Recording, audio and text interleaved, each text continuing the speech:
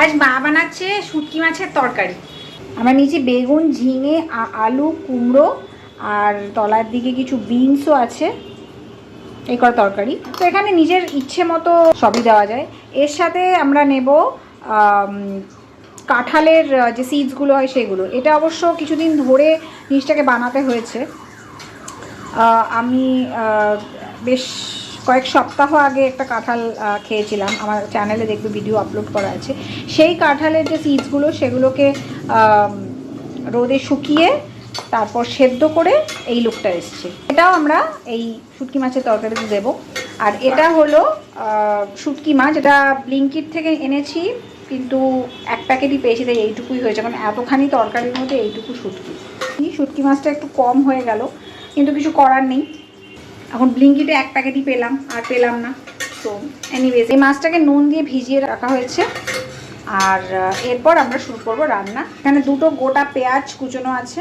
আচ্ছা, কড়াইতে দিলাম তেল, ফার্স্টে দিলাম রসুন, ঢাকা দিয়ে দিয়ে বারবার ঢাকা দেওয়া এবং তুলে নেড়ে দেওয়া, এই প্রসেসেই এখন চলতে থাকে।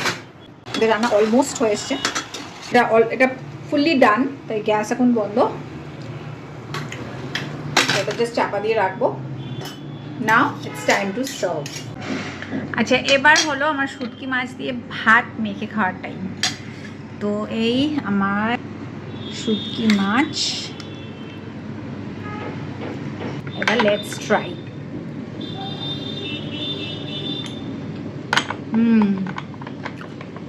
খেতে অবশ্য সিমিলার টু লোটে শুটকি, মাছের পরিমাণটা খুব কম ছিল, বাট ভেরি গুড। শুটকি মাছের যেটা গন্ধ, যেটা অনেকে পছন্দ করে না, ওই গন্ধটাই মানে একটা আলাদাই ম্যাজিক ক্রিয়েট করে। আমার হাজব্যান্ড খায় না, ছেলে খায় না, আমি খাই, আমার মা খায়, এবং যখন তৈরি হয় আমরা আর অন্য কিচ্ছু খাই না। ওকে, চলো, বাই বাই।